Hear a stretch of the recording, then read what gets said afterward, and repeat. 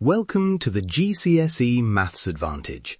I'm Dr. James Carter, and every episode I'm going to break down one topic, show you where the marks are, and give you a quick win you can use in your next exam. Whether you're targeting a grade 7 or pushing for a 9. Let's get into it. Quick fact to start. On last year's higher papers, a single given that style question lost more marks than nearly any other probability question. Students picked the wrong denominator and dropped whole marks, and the trick to fix it is simple. If that sounds familiar, stick with me. This episode is for you. Here's what you'll learn in the next 12 minutes. What P-A given B actually means, how to choose between a tree, a two-way table or a frequency box, and a 10-second check that catches the most common errors. By the end, you'll have a routine you can use on every given that question. Let's begin with the idea itself. P of A given B, written P of A slash B, asks, if we already know B happened, what's the chance A also happened? In plain terms, change your view of the sample space. The denominator becomes the probability of B, not the whole population. That's the heart of conditional probability. Formally, P of A slash B equals P of A intersect B divided by P of B. Spoken aloud, the probability that both A and B happen over the probability that B happens. Say you pick a card given that it's red. You're only looking at the red cards, not the whole deck. The denominator changes because your universe changed. Now, 3 simple representations make these questions painless. A tree diagram, a two-way table, and a frequency box. Use the tree when events are sequential. First this, then that. Use a two-way table when you have categories that combine. For example, pass-fail against male-female.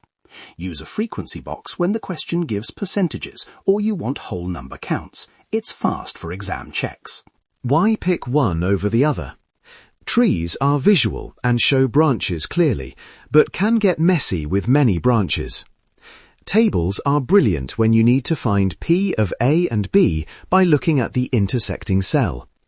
Frequency boxes force you to convert percentages into actual numbers, and that often exposes denominator mistakes immediately. Choose the representation that makes the denominator obvious. Right. A worked example. Question.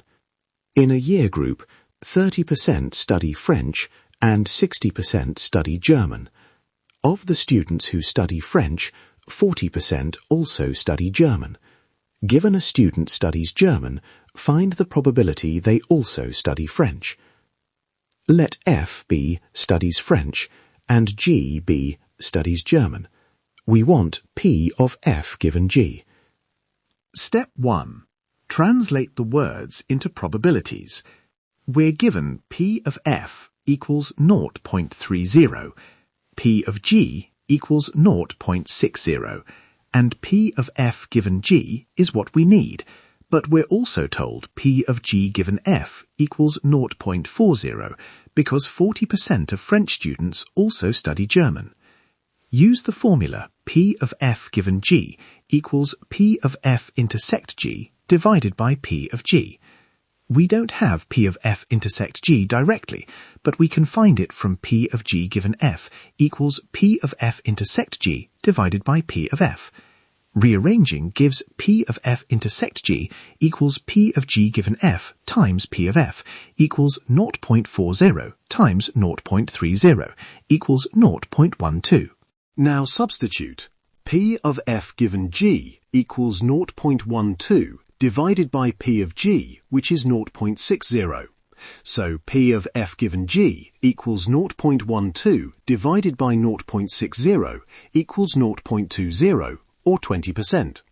Say that out loud in your solution. Let F and G be. P of F intersection G equals 0.12, so P of F given G equals 0.12 divided by 0.60 equals 0.20. Write it down, don't just think it. Examiners want to see your method. Here's a two-line variant using frequencies. Pick 100 students. French is 30. Of those, 40% also study German, so that's 12 students in both. German total is 60. So given German, the chance of French is 12 out of 60. Again, 20%. The frequency approach often makes the denominator obvious and avoids fraction mistakes. Common mark-losing mistakes to watch for: using P of F as the denominator instead of P of G, mixing percentages and probabilities without converting, and not labelling events. The examiner awards method marks for a correct setup even if the final arithmetic slips, so show you're working clearly. Here's where the marks are: M1 for defining events and setting up the correct formula, M1 for finding P of F intersection G, or the intersecting frequency, and A1 for the final probability. If you run out of time, write the setup. Define F and G, write P of F given G equals P of F intersection G over P of G, and show how you'd find P of F intersection G. That setup can score an M1 even if you don't complete the computation. Marks are there for the taking. Emphasize the method so partial credit counts. Quick win: always convert to a sensible frequency total like 100. It takes 10 seconds and shows if your numerator and denominator match. Rule: pick a total that makes the given percentages whole numbers. 100 is usually fine. Use 360 for questions that use degrees or multiples. Then draw a tiny box with rows and columns, or a 2-branch tree, fill the known counts, and check the column and row totals add up. Don't skip the check. Before we finish, a slightly harder variant to help you generalize. If you're given P of G and P of G given F, but not P of F, use algebra or a frequency assumption. Let total be 1000. Express unknowns in terms of x and solve for the intersect. Same routine, different numbers. Same method, different numbers. Practice this once and the pattern sticks. Recap in one sentence. PA given B is the probability of A within the smaller universe where B has happened, so pick a representation that makes that smaller universe obvious and always do a quick frequency check. Visit jcacademyonline.co.uk. You'll find a downloadable worksheet of 6 exam-style given that questions with fully marked solutions in the show notes. That's your quick win for today. If this helped, share it with a friend who's revising. You'll find more worked solutions and revision resources at jcacademyonline.co.uk.